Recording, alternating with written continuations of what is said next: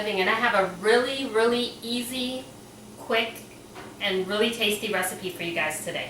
I made this the other day and I thought it was actually fantastic. I found it on Pinterest and it is for a peach cobbler. So basically, it is equal amounts of just about everything. So you're going to get self-rising flour, and of course I have a half cup scoop because I cannot find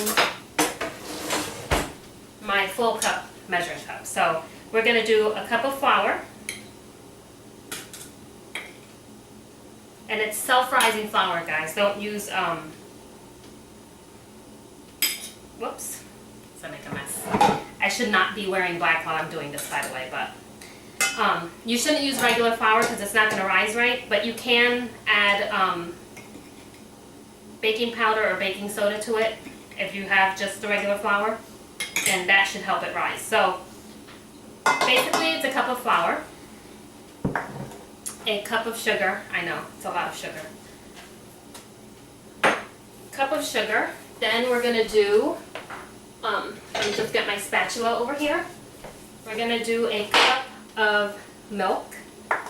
Now with this recipe, I actually buy canned peaches in a big gigantic can and I separate them. But it should be approximately the equivalent of two 15-ounce cans of peaches, canned peaches. You can do it with the fresh, but the canned peaches are just easier. So we're going to do a cup. Again, this is a half cup measurement that I'm using. That's why I'm putting 2 in there. Cup of milk. And before I continue with that, I am just going to start mixing this up.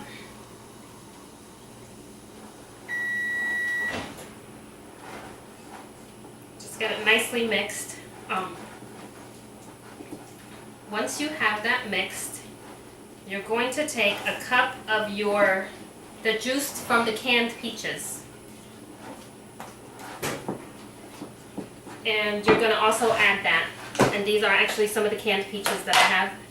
Again, I don't really, I think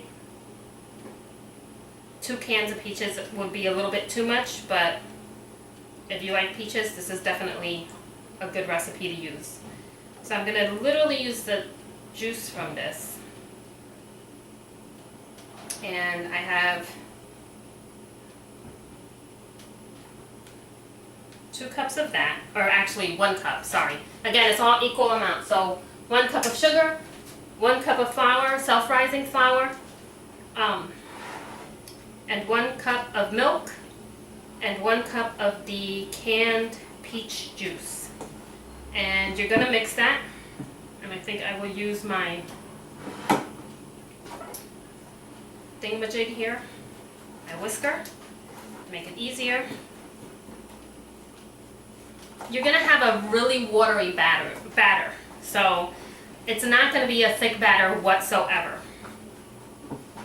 So here's the thing, when I first made this, I said, oh, this is not going to be good. It's definitely not a diet type of recipe. What you're going to do is you're going to melt a stick of butter, and you're not going to pour the stick of butter into the batter. You're going to pour it directly into your cake pan. And I happen to be using a, what is this, a 9 by 13. You can use something a little bit smaller. And I'm just going to pour that 1 stick of melted butter in here and just swish it around so that it covers everything. And then I'm going to take the batter and pour that directly into the butter without mixing it. You don't want to mix this. So you're basically mixing the batter, and then you're just pouring it right on the butter. So it looks like a soupy mess, but trust me guys, it does work. And I just take the spatula or whatever I'm using, and I just run it across to make sure that that batter is evenly distributed, but I don't mix it up. So you don't want to mix it up. Let me just make sure I have all of this batter in there, because this batter is what makes this recipe really good. Okay, and once that is done, let me clean up this mess here. You're going to take the peaches from the 2 cans if you're using the 2 15-ounce cans. If you're like me that I buy big gigantic tubs of peaches, you can just use as many as you want. And you're literally just going to lay the peaches on top of this mix. Again, you're not going to mix everything up. You're literally just laying these peaches right on top.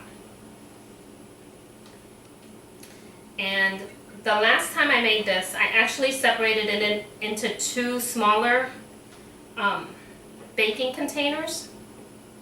And you can go ahead and do that. You can also, if you don't like the chunky peaches, you can go ahead and put them in the blender and blend them up and just pour that the peaches blended up on top. I just throw them in like this, it's so much easier. But this is one of the easiest recipes I have come across that actually tastes really good. It's kind of a cross between a bread pudding and a pie. So you're going to take those peaches, you're going to just put those right in there. Let me just rinse my hands off a little bit. So once you do that, you have it all set. What you're going to do is you're going to pop it into a 350-degree oven for about an hour. You're going to see it starts to rise. If you're using smaller tins, I suggest you put something underneath it just in case, so that if it does overflow, it doesn't get all over the bottom of your oven. If you're using a bigger pan like I'm using today, you don't really need to have something under that to protect your oven. So I'm going to go and put this into a 350-degree oven for 1 hour, and then I'll be back and we'll take a look at how it looks and what it tastes like, alright? Be back. Okay, so the peach cobbler is all done. Again, this is one of the easiest recipes I have come across so far. It's a great thing to cook last minute if you have people coming over and you want a quick and easy dessert. I would highly recommend trying this. It's very similar to a bread pudding, or it has that kind of bread pudding consistency, I feel that it does. Again, it's really easy. Equal amounts of flour, sugar, milk, the liquid from the canned peaches. I found a lot of the recipes for cobblers and peach crumbles and cobblers and things like that, they all ask for fresh peaches. Again, I'm all for cutting corners. So when I came across this recipe on Pinterest with the canned peaches, I figured I would give it a try. And again, it's really great, really easy. Definitely not a diet consistency or a diet type of food. It is loaded in a lot of sugar. Just gonna take out a little bit, and you can just, I like it better when I made it the last time. I had it 2 different ways. I had it cold the day after, and then I had it warm when I made it. Warm tastes much better. You can add a little ice cream to it. Again, it's very easy. So give this a try, guys. Let me know what you think. I always like to hear from you guys.